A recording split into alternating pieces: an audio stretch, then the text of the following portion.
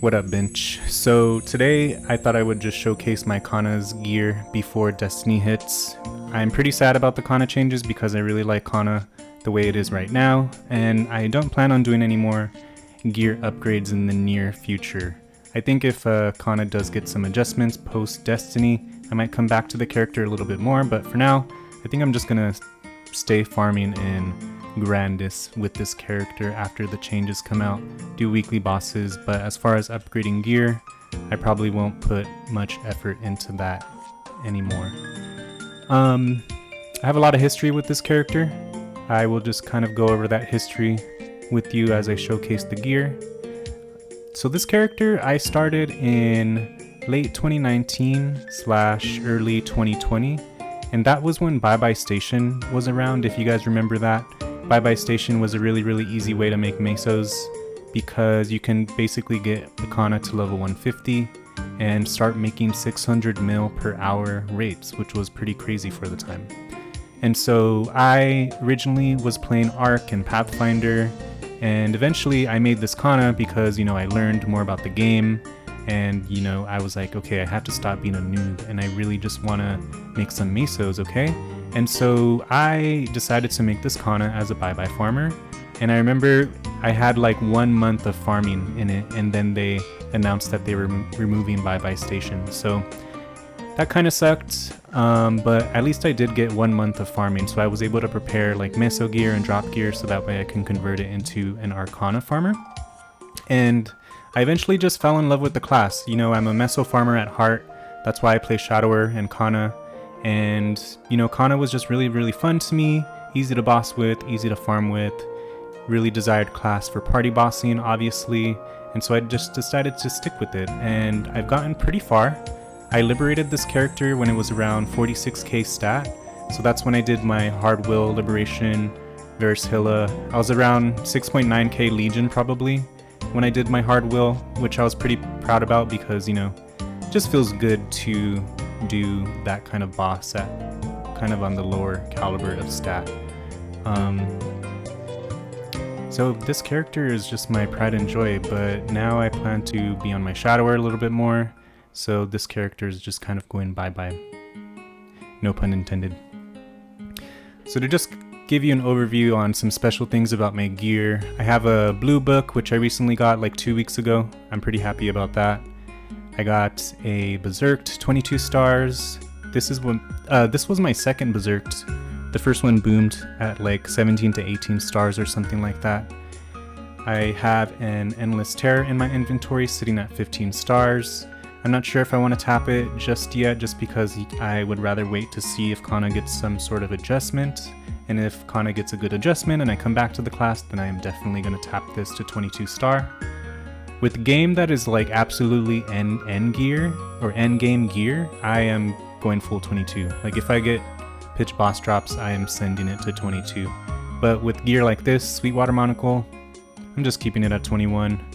I'm wearing a 21 star Dominator pendant just, as prep for getting a Source of Suffering. So if I get that one day, then I already have fodder ready.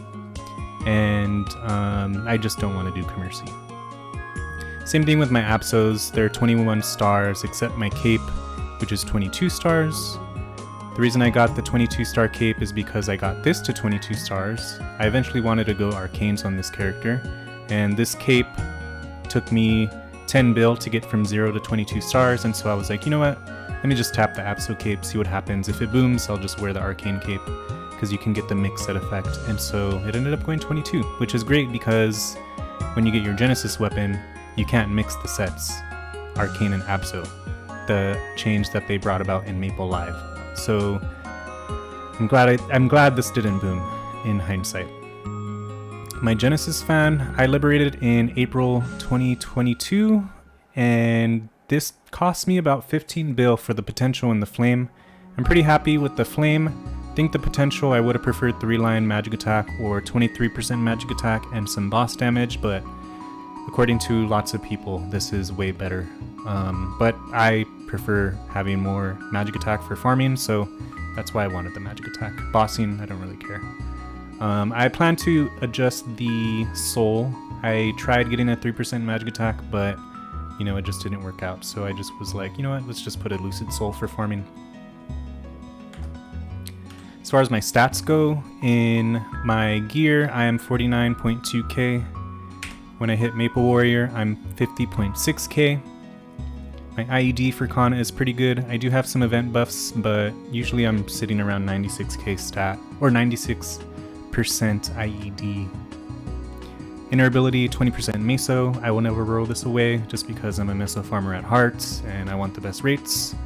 10% CD skip, which is going to be very useful after Destiny for Kanna, I believe, so I'm really glad I got this. And this just makes it easier for Lucid Soul as well. It's pretty fun to farm with because you can reset Lucid Soul, which is good for maps like 1-6, End of the World, and you can reset Kishin, and also in bossing and GPQ, you can reset Terms and Conditions, which gives you a bunch of damage. So pretty happy with this second line. And then my third line, 20% critical rate. I got really lucky with this, and so because I got this, I eliminated Phantom Link from my Link skills. So speaking of Link skills, here they are. Pretty standard. All of my useful Link skills are level 3, aside from Mihail. That's the only level 3 Link skill that I do not have and probably will never get, unless GMS gets a better version of the level 3, since they're gonna rework Night's Watch come Destiny.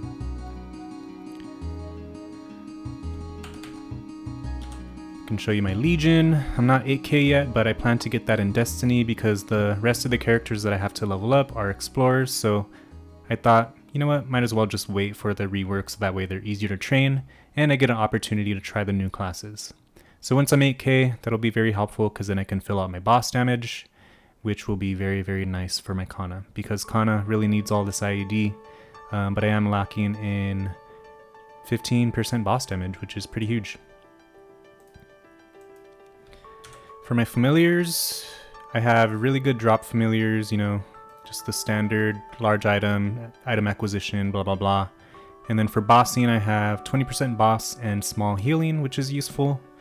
I just did Vihila, so that's why I'm in the kind of healing setup, but I have large drop rate and healing. I run this in Vihila so that way I don't have to switch familiars, but I can still have healing. And then I use 30% boss, usually always. When I am not using this familiar, depending on the situation, I can use 30% IED if I need more IED, if I'm lacking from event buffs or anything of that sort. Or I have another 20% boss familiar that I can use. So pretty versatile familiar set, which I'm happy with. As far as future plans though, if I ever plan to come back to my Kanna and hard fund it, obviously I have the Endless Terror. I want to get that to 22. I continually work on this Arcane fan to try and get 3-line Magic Attack and Tier 7 Magic Attack, so that way I can have the best Haku fan available to me. I have Slime Rings. I would love to Star Force one of these to 22 star, especially if this Endless Terror booms, I can replace my 20 star Solid Ring. I have a pretty good Meso drop gear, 21 star Sweetwater Tattoo, which I was using prior to the Berserked. It has a Meso and drop rate on it. I have, you know, just standard drop gear, nothing too special.